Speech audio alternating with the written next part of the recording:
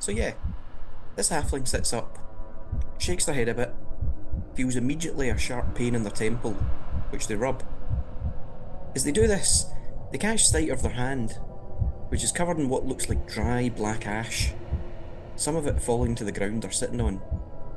They give themselves a quick health check, like a once over to see what's up, and feel a sense of overwhelming nausea and a shiver up their spine.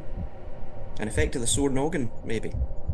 But maybe more, because as their eyes adjust to the dense blackness around them, they realise instantly that they've absolutely no idea where they are.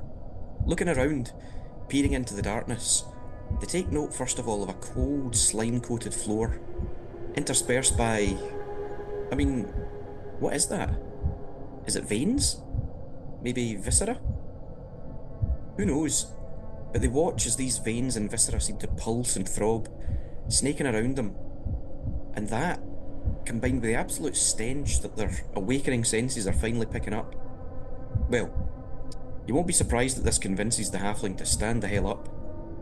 Standing up, though, causes a further surge of pain to the head, dizziness, and as the cold sweats begin to race in, the halfling, weak at the knees, can't help but vomit on the ground. This bile, yellowy and by no means a sign of rude health, being swallowed up or absorbed by the writhing network of veins on the ground. A few deep breaths later, and the halfling begins to feel, well, maybe not okay, but possibly at least well enough to take a better stock of their surroundings.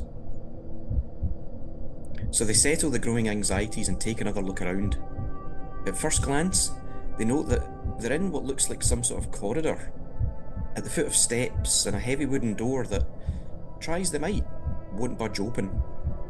They see no keyhole in the door, and no light peeks through any cracks at its base. Turning back, then, into the corridor away from the door, its walls give them the initial impression of, like a... what's the word?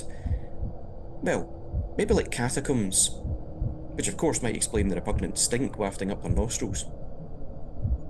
There's a thick, choking dust hanging in the cold air, cobwebs clinging to pretty much every surface as though they haven't been disturbed for centuries. And those surfaces, very much like the ground, appear coated in a layer of slime or ooze, some of it glooping down onto a corner next to them and forming a pool of festering goo around their feet. Instinctively, the halfling wraps their arms around themselves in an attempt to warm up. What is this place? But wait, more to the point, how did they get here? And no, wait again. They can't. Well, what's their name? Their name? Wasn't it? No. Maybe... I mean, who doesn't remember their own name, right? But maybe... yeah, maybe it's the head trauma. Something must have hit them and they... yeah, they must have fallen unconscious here. Was it after being hit? But hit by what? And wait. No. They couldn't have been hit here, right? Because they would have remembered arriving here. So maybe they were dragged and dumped here after being hit by someone. Or by something. But where were they before? And no, let's get back to basics. What is their damned name?